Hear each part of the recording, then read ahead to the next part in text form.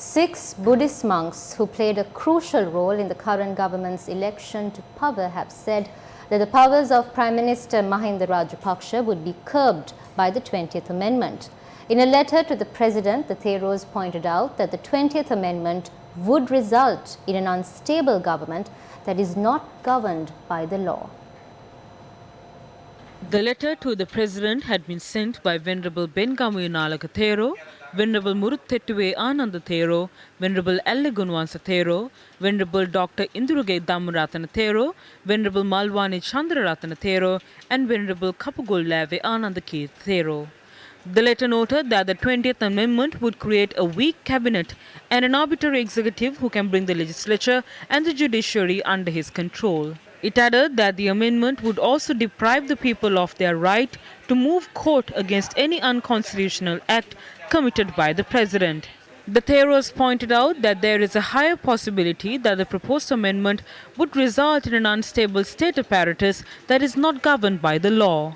The letter, which said that it has been sent on behalf of national organizations and the public, expressed several remarks on the 20th Amendment. It insisted that the 20th Amendment has been drafted by completely ignoring the national forces and the aspirations of the people who voted the government into power.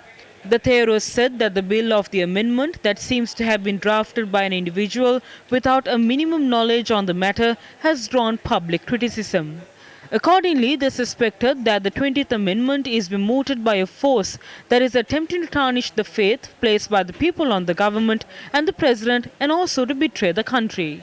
The Theros urged that the provisions on emergency bills, the removal of an oath clause undertaken by ministers, deputy ministers, state ministers, non-cabinet ministers and their secretaries against the creation of a new state and the lifting of the dual citizenship barrier to enter parliament must be removed from the bill. They warned that it is dangerous to allow individuals who are biased towards a foreign country or have dual citizenships with their families to be involved in drafting the country's laws. On the same lines, the letter said that there is no guarantee that these individuals will act in favor of our country. Accordingly, the Theros said that dual citizens must be disqualified not only from holding the post of parliamentarian but from other high-ranking positions as well. They stressed that the provisions that exempt the Presidential Secretariat, the Prime Minister's office, and institutions in which the government has a 50% or higher stake from an audit, and also restrict the enforcement of the law against individuals who violate regulations introduced by the National Election Commission must also be removed from the bill. The Theros said that the government appointed by a majority of people's votes will be able to join hands with small extremist parties using the provisions to appoint an unlimited number of ministers. They questioned whether individuals such as former Minister Rushad Badruddin are conducting themselves closely with the government to make use of the provisions in the amendment.